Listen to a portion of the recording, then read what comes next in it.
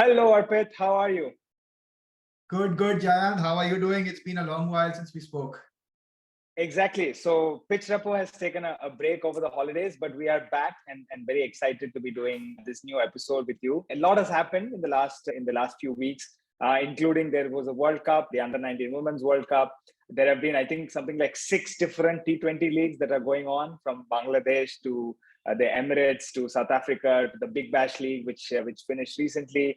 And then, of course, we have the women's IPL and the auction is going to happen, and then the men's IPL that's going to happen, and quite a few things to look forward to as well. But we thought we would talk about a couple of things that are closer to our kind of interests here Yep. at this point. So the big one, of course, is, and it starts in less than a week's time, if I'm not wrong. So Yeah, fair bit. how Less are than you? 4 days. Wow, it's here, it's here. The Yeah. series are here, and so on. So, what are your thoughts leading up to the series? Oh, first of all, I think I've never been so excited about a series in a long time.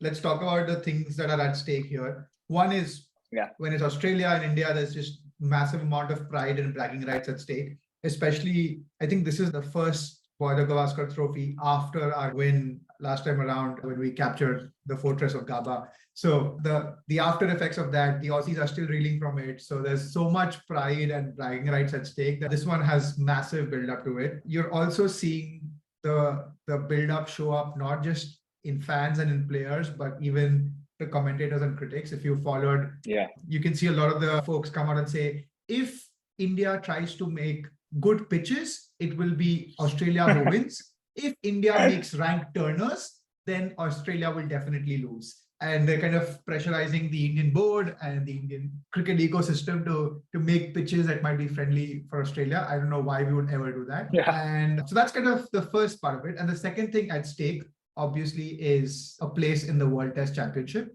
For folks who may not know, I think Australia is pretty much qualified irrespective of the BGT result. They're at a 78% win rate, cannot be pushed out from the top two. India needs to win. I'm not sure how many, it might be good if you know, but India cannot lose the series. If they do, then they do not get a place in the finals of the World Test Championship, which is somewhere in June or July. So two things at stake, super excited, super pumped, can't wait to get this match season started for India. Yeah. Look, India, I think it's a 4-match test series. I always find it weird that we have these even numbered series, but there we go. India has to win at least 3. So if we win 3 out of the 4, we are guaranteed a spot in the finals. If we win less than that, we can still make it, but it will then depend on some other results, including Sri Lanka's series and so on and so forth against New Zealand. So we hopefully don't want to be subject to that. But also, I think you're right in terms of the build-up. I think it has been quite a charged build-up. Pat Cummins has come out and said he's been emphasizing their fast bowling attack. Some of the mind games have already begun from some of the ex-players and so on. But I also find that the choice of venues for the 4 tests to be very, very interesting. And this, of course, comes bang in the middle or towards the tail end of the Indian domestic season as well. So it's kind of, a lot of conditions that have been used, pitches and conditions that have also been used. So it should make for a fascinating contest, as Ravi Shastri would put it. Yeah, can you talk a little more about the 4 venues? I haven't looked into what the venues are and why is it fascinating. We have quite a few different venues, right? Yes, I just looked up the venues. I think the 4 venues are Nagpur, Delhi, Dharamshala, and Ahmedabad. So why are they fascinating? For me, I remember the last time India played Australia in Dharamshala. That was a series decider. I remember Virat Kohli was injured or not able to play for some other reason. Ajinkya Rahane was the captain. It was a seaming surface, and we came out convincingly and won the series. I think that was one of Australia's best chances to actually take a series away from us. I also think, Nagpur always is a very, very interesting venue. That's, of course, Australia's, holy grail in terms of the final frontier being conquered and all of the controversy around Saurav Ganguly not playing in 2003, 2004. So that's obviously a very, very memorable venue for them. The last test match in Ahmedabad that we saw was very, very interesting. The one against England, I think it finished in 2 days, if I'm not wrong. Yeah, day and a half, basically, right? And it's also because they took a longer dinner break than usual. Otherwise, it would have been done maybe even before that. And then there's, of course, Delhi, which I think, of course, has produced some boring test matches, but can be a ranked turner that can be a real dust bowl. So I, again, think, despite what the pundits might say, it's actually 4 very, very different conditions. And it's kind of the spring season in India. So the weather is going to be changing from, winter to summer. And then finally, the actual Ranji season has been happening, the domestic season, and not just Ranji, but a lot of other domestic tournaments have been happening. So these pitches have been used, these conditions have been used. So we're coming towards the fag end of the Indian domestic season. So I do think all of that makes for some really fascinating conditions. So I don't think you can stereotype and say this is just going to be, you just bring the spinners on from over 10 and you just keep bowling them again and again. I think we'll see for some really, really interesting contests happening. Yeah, and it reminds me of what happened to the Lucknow curator because of the fact you mentioned. I'm not sure if you followed, but yeah, poor guy was let go of his duties because he was forced to. Yeah, he was the pitch in Lucknow for the last T20 not the last T20, but the one where New Zealand made 99. The second one. Yeah. New Zealand made 99 and India struggled to chase 100 down. Pandya came out and very vocally was that this pitch is an absolute. He called it a shocker. Yeah, he called it a shocker. Yeah. And the reason was there were two different reports floating around. I'm not sure what was true. One was that the pitch was a heavily used pitch during the Ranji season, and they did not have a fresh pitch prepared. And it was the curator's mistake that he didn't keep one pitch aside for international game coming up and let a used Ranji Trophy wicket on that pitch. And if you actually end up playing a test match on such a used wicket, it's going to be very interesting. And the other opposite report was that he was asked to flip soils 3 days before the game, create a completely new fresh pitch for the international game, and that did not leave them enough time to prepare a well-baked pitch. So two reports, but either way, the poor guy lost his job, and I think there's a new curator in Lucknow. Oh, I hope nobody loses their job after this series. Yeah. But it's regardless, it's going to be a great matchup. I can't wait to see Labuschagne do his exaggerated leads and his exaggerated forward defenses, and I can't wait to see the likes of Pat Cummins running. Yeah, exactly. No, exactly. I can't wait to see Pat Cummins run in and try to get the better of Pujara again, and Josh Hazelwood staring down at Kohli. So it's going to be a great contest. Can't wait. The one, obviously, I think this brings us to a great point on the segue as well, is one big name. We've spoken about the folks who are in the squad. One big name that was missing was Sarfaraz Khan, who has been absolutely plundering runs, and Prithvi Shaw as well, who've both been plundering runs in the domestic circuit. Let's talk, what do you think went about selecting Sky, for example, over these two as an additional batter? Yeah. So look, I guess, number one, Suryakumar Yadav also had a pretty decent Ranji season before he had to come and join the Indian team for the national for the T20 and the one day series and so on, right? So he was having a fairly good domestic season. I do think that with Sarfaraz there have been questions about his fitness right through the way. I don't know what kind of fitness standards the Mumbai Ranji team imposes versus the Indian team, but I do think he's been extremely unlucky, right? I think he's been, to your point, making runs even the baseball way, right? There was a game which Mumbai drew where the team made 280 and he made like 170 or 180, that too in double quick time. And same with Prithvi Shaw. I do think if you want to transition to this newer brand of test cricket where we're playing and making runs at 4 or 5 runs and over, both of them are sort of prime candidates for that. And especially in Indian conditions, I do think they would both thrive and play really well. And for both of them, there's probably a bigger temperament question, which probably came into play. And because they've not been part of the test squad for the last few months or years, to bring them in fresh, on the one hand, gives an advantage because the Australians haven't seen them, haven't bowled to them. They might be able to look up some videos online, but they haven't directly bowled to them. But equally, it's also quite a lot of pressure on them to be able to take on the quality attack. And there is obviously a difference between Ranji attacks and sort of international level attacks. And we've seen kind of England do this in the past during Ashes series. Like, for example, they brought in like Ravi Bopara in number 3 in one of the series, and it became a complete fail. They tried to bring in some bowlers out of the blue to kind of put them in front of the Australians, and they didn't quite work. So the Indian selectors probably went for the more tried and tested option, but still kept Suryakumar Yadav as one of those who could be a left field option. So I do think on balance, it feels like the right choice. But I think both of them have been extremely unlucky. They would have picked themselves in the squad. In most teams, they would, other than India, they would probably be in the test squad. It's just the competition is so fierce right now that they've just landed on the wrong side. Would you pick either of them, both of them? The way I thought about it was Sky was not picked because of his Ranji performance. Sky was picked because of his blue shirt performance in the T20s, and he hasn't played a lot of one days, but he's predominantly in that team because he's had just a remarkable season or a remarkable year in 2022 and some part before that as well. So I think we're banking on some of that form carrying over to Test cricket, and I think Test cricket is a different beast, and I would rather pull someone who can sit long, bat long, than someone who has played international bowlers, but in albeit very different scenarios are set up. So I otherwise you're basically undermining your domestic cricket system, which is meant to fuel talent into or funnel talent up into the Test squads. So I'm not sure what more does a player need to do to be able to be in India's Test squad. Yeah, no, I agree. I mean, it's like I said, it's a very good segue to talk about the Indian, domestic structure itself. So, tell us a little bit about, what are the main kind of formats, what are the main tournaments, how is it actually even organized, who are the teams that actually play? I know you've been doing a little bit of reading on this, so maybe you can sort of get us going on that.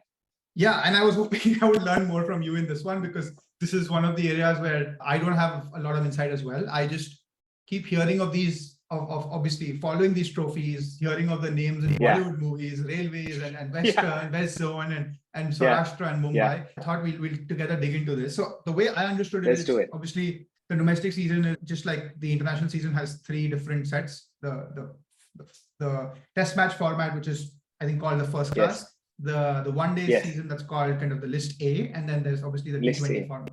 Yeah, and then the T20s. And let's start with the test match or the first class kind of trophies. I think there are three big ones that we've heard of. The first is Ranji Trophy, the other is Duleep Trophy, and then the third is the Irani Cup. I think the way I understand is Ranji Trophy is the elite, the premium test match trophy in India. There are 38 teams. There are 28 teams that come from all of the states in India. There are 4 teams from union territories. And then there are 2 military or army teams, which are railways and services. That's where the whole railway team and the services team come from. So that takes you to what, 34, right? And then 2 states in India, Maharashtra and Gujarat, get 2 additional teams for their state because I think they're just producing so much talent that they get 2 additional teams. So you get 38 teams. They're divided into sort of 4 groups. And there's like a 5th group called a plate group, but the 4 groups are called the elite. The elite is one sort of tournament and the plate is one tournament. And there's a relegation system that happens, relegation and promotion. And within the elite, you have a round robin within the groups and then the usual quarterfinals, semis and finals. So that's kind of the format of Ranji. I'm not sure if you had anything more to add to that. No, I think that's really helpful. The other thing to, of course, remember is like the Ranji Trophy is named after Ranjit Singh Ji, who was like, a legendary cricketer, also of royalty, but one of the earliest patrons of the BCCI in those days. And the format, I believe, as you said, is from the 4 groups, from the elite 4 groups, you have the top 2 that qualify to make it to the quarterfinals. But also, Mumbai have been the kind of the team that has won the Ranji Trophy the most. Obviously, they have a long legacy of producing, cricketers, but also a team that really is more than the sum of its parts. Like, as you say, has a very proud history. They've won the domestic treble 2 or 3 times in the last 5 to 10 years.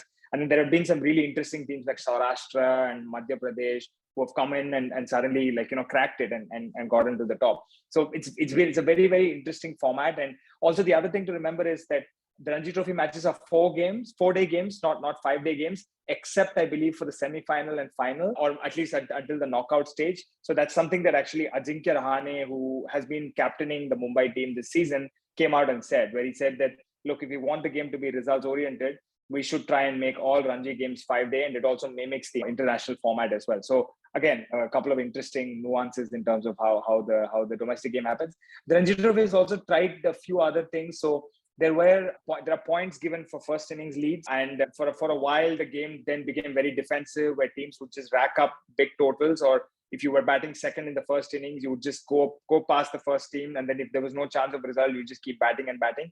So I think to disincentivize that, BCCI has tried different points formats. They also try to play neutral venues rather than venues that get stacked against a particular team. They tried to make the toss redundant, so they said that the away team if you are playing at home, just gets the choice to bat first or bowl first. So they've tried a few different things to sort of neutralize conditions. But overall, like I said, a very, very interesting format. And this relegation thing also has been fantastic. So we've seen a lot of talent coming through from the likes of Jharkhand, from the likes of, you know, some of the Northeastern teams and so on. So very, very, very proud and interesting history. That's awesome. Yep. Yeah, I think one is, it's named after Ranji Singh ji, as you said. He was the first Indian cricketer to play international cricket, and that's why it's named after. Okay. And the second kind of Chris Gayle would be proud. Wait, why would Chris Gayle be proud? He was one of the earliest pioneers of playing franchise cricket, right? Like he's from West Indies, but he went all around the world playing his trade. So he was kind of the pioneer of being able to do that. Born in one country, but went and played. That's true. I didn't catch that thought. So that's Ranji Trophy. Let's move to the next one. The other one is, I think, the Duleep Trophy. What do you know about the Duleep Trophy? Yeah, so I don't know if it's still the case, but I believe that there are just 4 zones or maybe 5 zones that play each other: the North Zone, South Zone, West Zone, East Zone, and the Central Zone. And maybe there is also I don't know if these services all come together. It's 5 they are or the 6 6th teams. Northeast Zone now. I see. Yeah. Okay. So it's 6 zones now. East and North. Okay, and I believe it's obviously it's a kind of pick the best of people who are part of the North and so on, and they come together to play. So on the one hand, it's a bit of a challenge, I guess, to create a team chemistry, because unlike the Ranji Trophy, where you play over a longer period, where you know the teams and know the players, and you can have a coaching setup that's more fixed and so on. This is not so much a franchise model, but it's more of a selective. Let's take the best. So I'm sure the players come together to play together, but they maybe don't have that level of awareness of each other. But at the same time, it's very interesting because it makes for a good data point or benchmark for you to get selected into the national setup finally. So I would think of the Duleep Trophy more as a way of a feeder system into the national team rather than as much pride in terms of winning. But again, what else we should know about the Duleep Trophy and your take on it? Yeah, I think Duleep Trophy is I think it kicks off our domestic season. It's the very first thing that happens. So I think the first tournament is in September, and it's a very short tournament, as you said, compared to Ranji. Just runs for 2 or 3 weeks because you've got 6 zones, and it is straight a knockout format. There is no league or round robin. And the other thing is, the history behind Duleep Trophy actually is interesting. It was created because when they started Ranji Trophy, 15, 20 years before the Duleep Trophy, Mumbai just kicked everyone's ass. And Mumbai was dominating the Ranji Trophy so much that they said, we need a slightly more competitive tournament where we could have the best of the best playing against each other. And so it was created, and it stuck around till date. Interesting. And so Mumbai was the Real Madrid of cricket in that sense. Too many trophies there early on. Interesting, very interesting. I didn't know that it kicks off the domestic season. And of course, the Duleep Trophy is named after Duleep Singh ji, another stalwart of Indian cricket, another member of royalty. So again, another tournament named after the sort of old school Indian cricket legend. Should we move on to the Irani Trophy next? Yeah, let's do it. What do you know about the Irani Trophy? Yeah, so this one is one of those, how do I put it? Like, it's one of those champion of champions kind of things. So I guess the way I understand it is it happens after the Ranji Trophy is done. So it pits the winners of the Ranji Trophy against the rest of India 11. So the best of the remaining teams play against the winners of the Ranji Trophy. So again, extremely interesting for me because it reminds me of how maybe 20 years ago they had the best one-day team playing the World 11. So it's the equivalent of that in test format in India, and it's a one-off test, right? It's just a shootout. You play one, and whoever takes the first innings lead or wins outright gets the trophy. It's been going on pretty much as long as the Ranji Trophy has been on, and again, it's kind of the way that at least the first class season ends, which is I think the final game of the first class season. I think you captured all of it. I actually might be under the belief that rest of India has won this far more often than the Ranji winning team. Oh, interesting. Yeah, it's almost like you can plug literally every single gap in the 11 with the best players across India versus you will always have a certain gap within your own Ranji Trophy team. That's what I think may be the reason. But so recapping the first class setup, Ranji Trophy, Duleep Trophy, and then Irani Cup. Ranji is the most prestigious. Every state team, 38 state teams playing a round robin. Duleep is a much shorter compressed format where you have the best of the Ranji getting split into 6 teams versus 38 teams. And then you have Irani Cup, which is like a one-off knockout between Ranji Trophy winners and rest of India. So that's kind of the 3 big tournaments within first class. Let's jump to one day, or what India calls List A, I guess. The big one there is the Vijay Hazare Trophy. If you want to kick us off. Is it the same as the Ranji Trophy where the same 38 teams play, but they play in Pretty much. Yeah, that's exactly what it is. Yeah, Vijay Hazare is the Ranji Trophy of domestic one day cricket. 38 teams, all of them play. Just one minor difference between Ranji Trophy, I understand, is there's no elite and plate. All 38 are just thrown together in groups, and you just do a round robin and then another playoffs for deciding the winner. So that's kind of what Vijay Hazare Trophy is all about.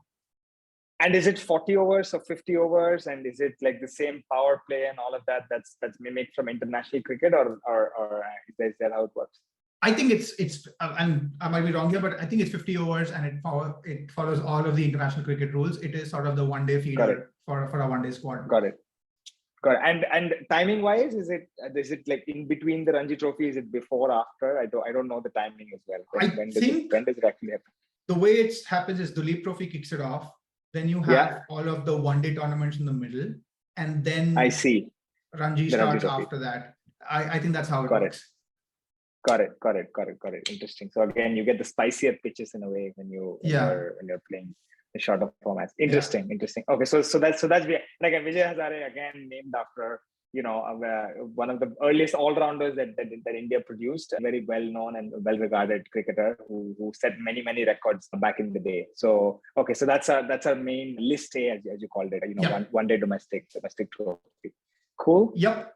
And the last one is Deodhar Trophy in one day format, which is just like we have Duleep and Ranji, we have Vijay Hazare and we have Deodhar Trophy. But that's kind of the other trophy, which is, as I said, Ranji for Vijay Hazare and then Deodhar for Duleep. And this tournament is essentially a knockout structure where you again take all of the players in India and split them into India A, India B, India C. That's where you would have heard these terms. And just like you had 6 zones in Duleep, you have 3 India A, B, C, and they play a knockout one-day tournament.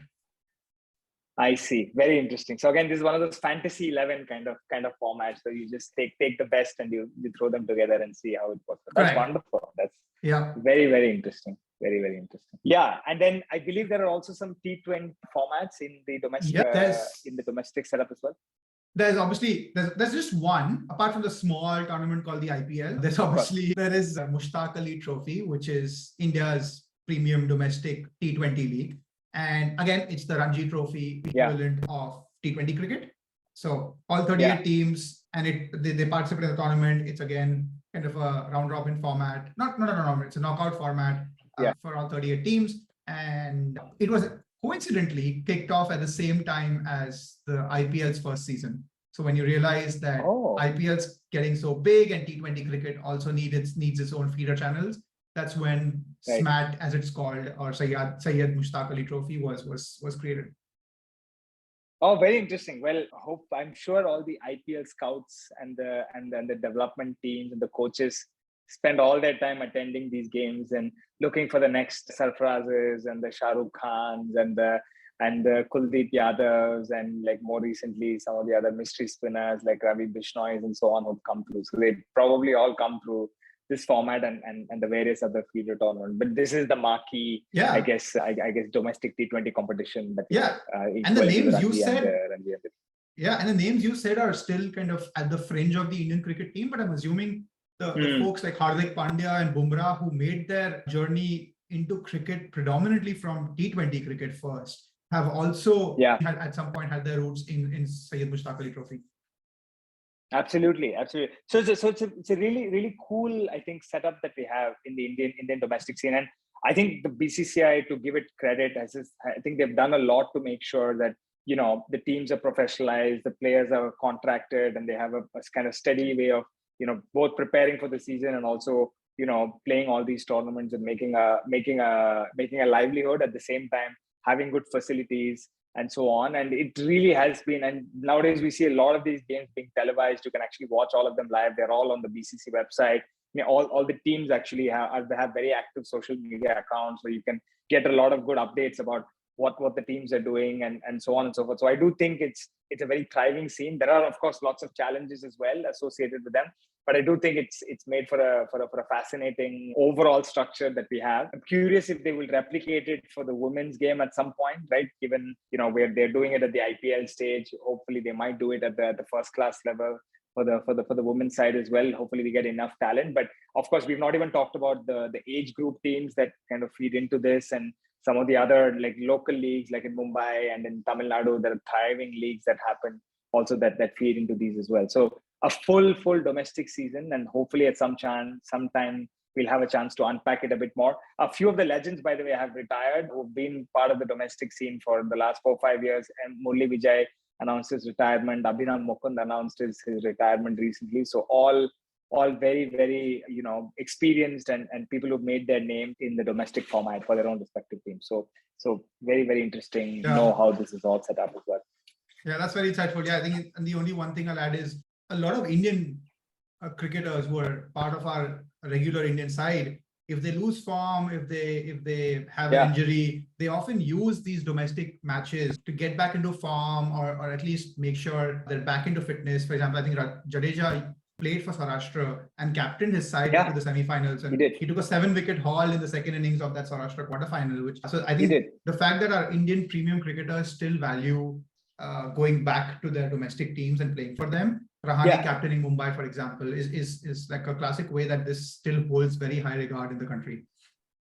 Actually, I mean, so do the selectors, right? Like, Jaydev Unadkat made a comeback into the test team after like 10 years for the Bangladesh series. It was off the back of how well he done for Saurashtra in Ranji Trophy, right? And like you said, many of the cricketers who come up even to the test side or the limited overs formats have all come through that. So overall, I think a good relationship we have, and we still give a lot of emphasis to the domestic format, which is absolutely wonderful. Let's end the podcast with trivia. This might be extremely easy, but because we spoke so much about domestic cricket, I thought we need to make sure people realize through this stat how crazy domestic cricket can be. But this is the highest score scored in Ranji Trophy, and we've had people who scored 400 runs and then multiple triple centuries. Oh my God! Okay. The list doesn't stop. Like, this is just the top 10, and imagine we've still not reached the 200s yet. Obviously, you see all of the big names here: Gavaskar, Lakshman, Sanjay Manjrekar, and Vijay Merchant, of course. Yes. But there's one name I've blanked out here. For some reason I've blanked it out. It's a name which is pretty relevant to us in our discussions. What name is it, and what do you think the score was? Yeah, so firstly, it's great to see Vivesh Lakshman in there. It's great to see Cheteshwar Pujara, some of the current cricketers who we know from the last 10, 15 years. And then, of course, you see the likes of Sunil Gavaskar in there. I believe Ravi Jadeja might be number 2. Like, I remember he made a huge score for Saurashtra recently. So I wonder if that is him. Otherwise, like the people who scored these big daddy hundreds in domestic cricket, like I would have thought maybe Vivesh Lakshman again comes in. But my first guess would have been I don't know. Is that he? Okay, I will. That's not the right answer. I'll give you a few more hints. So he plays for Mumbai. He scored it literally 2 months ago or a month ago. Wow. This was a month ago, and that's why I said this is extremely relevant because it was scored literally. So, and I can give you the score as well. Was this was this Prithvi Shaw? Like, was this the one where he went completely berserk and like they made like there you go. Yeah, wow. He's got 379. That's and this was of 383 balls. So this was crazy innings, which I think completely destroyed Assam. Yeah. And that's why we keep questioning why Prithvi Shaw is not part of our domestic setup. That one cough syrup incident has hurt him a lot 2 years ago. Yeah. He's certainly going to be careful at the pharmacy next time he goes. But yeah, I mean, look, can't wait to see him. And it's great to see him so far up the list. Hopefully somebody can scale the top soon. But yeah, congrats to him and also to Sarfraz on such a fantastic season. I really do hope that they make it. It's just an amazing amount of runs to score at any level. And you do need to give them credit for it. Yep. Great. We'll leave it there. Here's hoping for a really good test series coming up and all the other formats that are coming up. But it's been a pleasure talking. Thank you, Arpit. Likewise, Jayant. This was extremely fun and can't wait for the BGT. Great. Talk to you soon. See you. Bye.